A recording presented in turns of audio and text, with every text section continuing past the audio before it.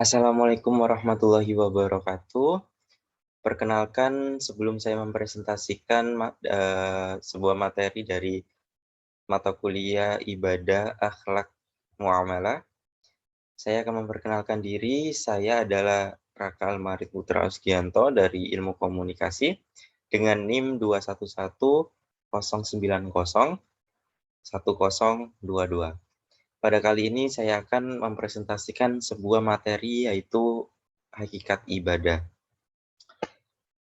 Pertama-tama, hakikat ibadah itu secara terminologi, yaitu yang artinya taat, tunduk, mengikut, menurut, dan doa.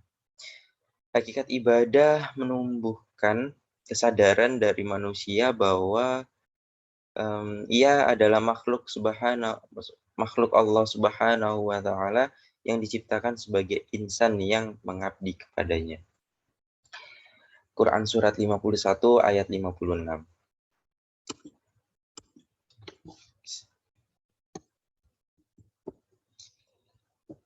Jadi menurut Sayyid Qutb bahwa ibadah yang menjadi tujuan keberadaan manusia atau yang merupakan tugas utama manusia adalah lebih luas dan komprehensif daripada sekedar pelaksanaan simbol-simbol. Jadi selama ini pemahaman tentang ibadah selalu saja sebenarnya sering dikonotasikan hanya pada wilayah sempit.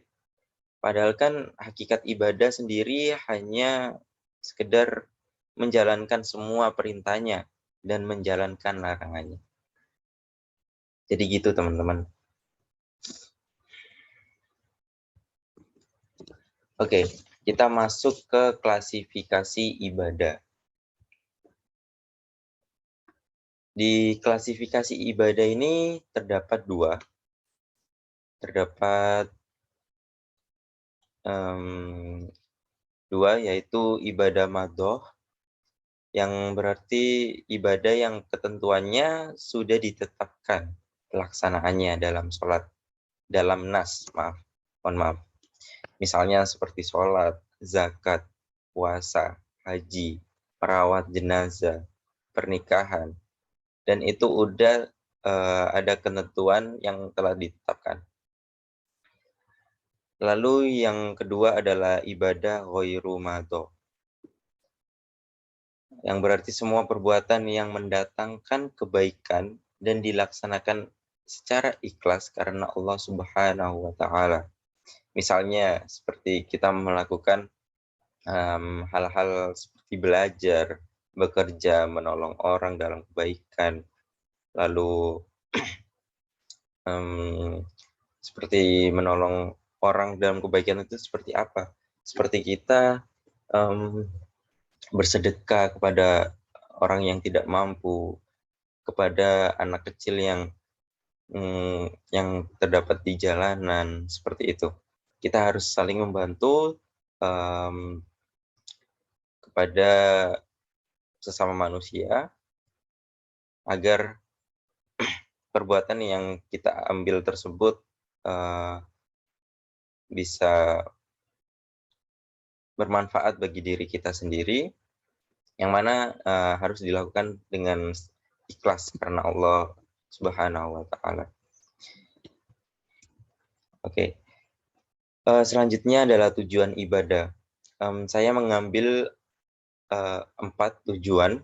Yang pertama, ibadah dilakukan sebagai bentuk rasa syukur kepada Allah Subhanahu wa Ta'ala karena telah menciptakan, memelihara, mengangkat manusia sebagai khilafah di bumi, serta mengizinkan manusia untuk mengambil manfaat yang disediakan oleh Allah. Yang kedua, ibadah dilakukan untuk mengukur sejauh mana kepatuhan para makhluk ciptaan Allah Subhanahu wa Ta'ala dalam melaksanakan perintahnya. Yang ketiga, ibadah dapat memberi rasa aman, damai, dan tenang, karena Allah dapat mengurus setiap urusan pada hambanya. Yang keempat, Ibadah dilakukan untuk menghilangkan rasa takabur, karena hanya Allah Subhanahu wa Ta'ala yang Maha Besar, yang memiliki segala kesempurnaan. Jadi gitu teman-teman. Yang selanjutnya kemudian yaitu fungsi ibadah. Fungsi ibadah ini terdapat 4 ya teman-teman. Yang pertama fungsi takarub, yaitu fungsi sebagai mendekatkan diri kepada Allah Subhanahu wa Ta'ala. Bagaimana kita selalu berupaya untuk selalu mendekatkan diri, selalu berdoa untuk diri kita sendiri, untuk keluarga kita sendiri, untuk orang lain, sebagai dasar dan niat untuk mendekatkan diri kepada Allah Subhanahu wa Ta'ala. Yang kedua adalah mahabbah. Mahabbah ini prinsipal yang menghubungkan antara hamba dengan Tuhannya, sehingga ia patuh, tunduk, membenci sikap yang menghalangi cintanya, dan sepi hatinya dari sesuatu kecuali atau selain Allah Subhanahu wa Ta'ala. Jadi mahabbah ini dia itu tidak terfokus untuk mencintai dunia. Jadi dia lebih dekat dengan Tuhan, lebih dekat dengan Allah Subhanahu wa Ta'ala. Mahabbah dengan cara menghubungkan kita dengan Allah Subhanahu wa Ta'ala.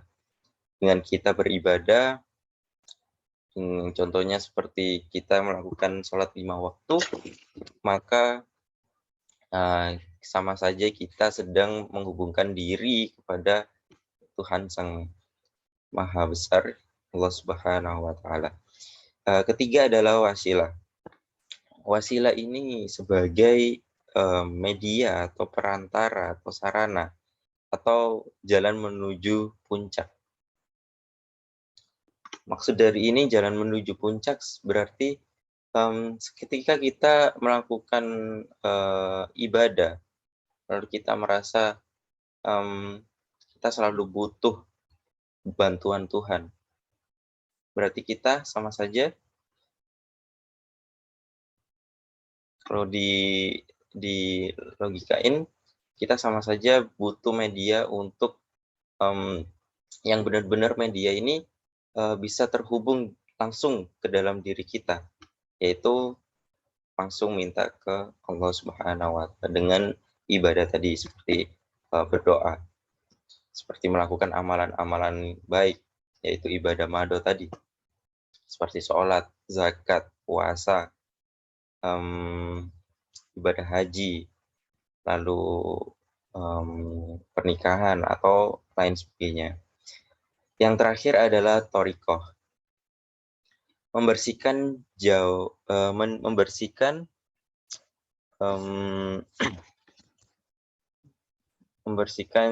dan menjaga hawa nafsu untuk melepaskan diri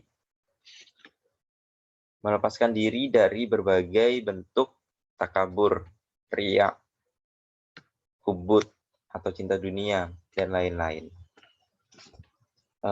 Maka dari itu sekian dari saya, sehubungan jelas atau tidaknya mungkin insya Allah bisa jelas yang telah saya presentasikan. Mohon maaf bila terdapat kesalahan kata. Wassalamualaikum warahmatullahi wabarakatuh.